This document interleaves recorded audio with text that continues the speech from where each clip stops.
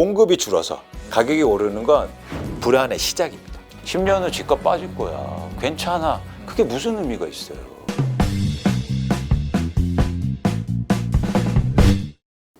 그 전세 가격이 지금 내려가고 있기 때문에 실은 우리나라 전세 제도가 깡통 전세로 지금 만들어지는 그런 악영향이 좀 더 빌라에서. 네, 맞아요. 특히 빌라는 너무 심하죠.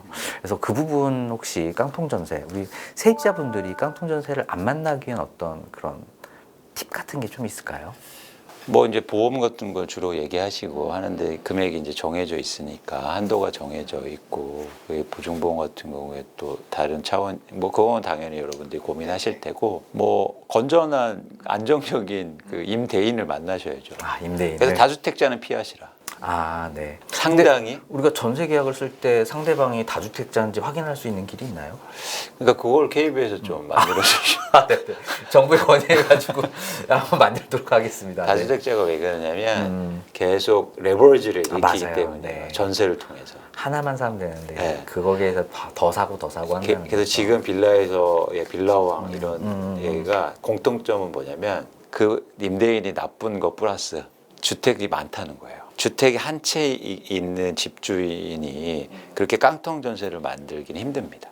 맞습니다. 그 한 2, 3년 전만 해도 풀피라는 이런 용어가 좀 있었어요. 그러니까 맞아요. 주택을 매매 명의를 딱 하게 되면 이제 오히려 돈이 현금이 생기는 이런 경우죠. 그렇죠. 그래서 이게 뭐냐면 한 채 살 때는 전세가율이 예를 들어서 50%면 10억짜리를 5억 끼고 사잖아요. 근데 2년 지나니까 전세가 7억으로 2억이 올라요. 그럼 나한테 2억이 들어올 거 아닙니까? 그럼 2억 갖고 통장에 넣어놓으면 좋은데 2억 갖고 4억짜리 아파트를 사요. 근데 4억짜리 아파트는 전세가율이 또 50%니까 이 전세금 받아서 사니까 이 LTV는 100%인 거예요. 네, 그러니까 이게 계속 롤링하면서 우리가 보통 가격이 많이 오를 때 서점에 가면 그런 책들 많이 나오잖아요. 뭐 회사 다니다가 그만두고 아파트 16채 주인공 됐다. 네네네. 그게 다 그런 방식이에요. 그래서 집을 많이 갖고 있는 분들이 그런 레버리지를 전세 레버리지를 일으키는 거죠. 근데 이왕 얘기했으니까 저는 그분들이 그 책 나올 때가 항상 그런 책 나올 때가 고점이에요. 그게 좀 안타까워요. 왜냐면 그럼 살 때 그렇지. 같이 사자 그러지. 맞아. 다 사고 나서 사래. 다 샀다고. 자기는. 네. 팔아야 되니까? 아 그런가요? 너무 나빠.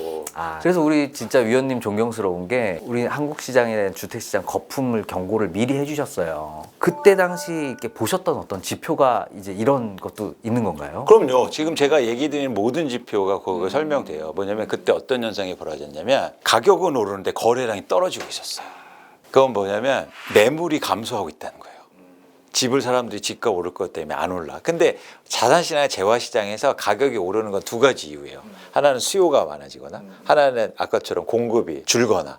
근데 수요가 많아지는 건 사실 가격 상승세가 추세적으로 이어지고 건전하다고 표현할 수도 있어요. 근데 공급이 줄어서 가격이 오르는 건 불안의 시작입니다. 정말요? 네. 거품의 시작일 수도 있고. 거품의 시작. 그런 징후가 나타나기 시작한 거예요, 한국에. 공급단이 이제 약간 비탄력성이 있기 때문에 이제 그런 부분들도 좀 있는 그렇죠. 거죠. 그렇죠. 그래서 그런 차원에서 제가 그걸 보고 이 집값은 비정상적이다. 라고 그러니까 그것도 거래량에서 찾은 거예요. 그래서 반대로 집값이 오를 때 거래량이 감소할 때는 고점인 거예요. 네네. 이해하셨죠? 네.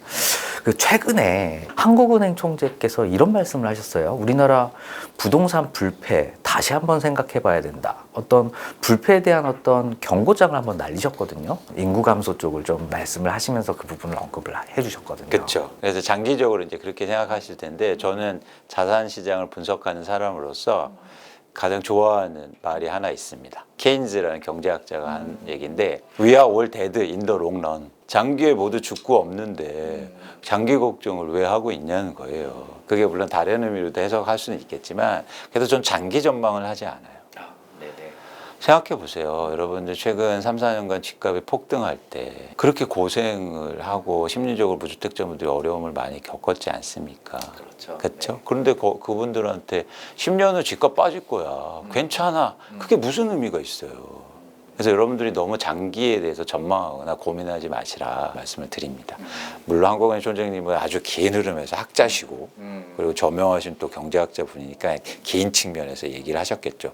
근데 저는 여러분들과 같이 호흡하는 투자가 그리고 애널리스트 입장에서는 전 장기 전망은 여러분들한테 큰 도움이 안 되지 않을까라는 생각을 하고 있다는 거예요. 네.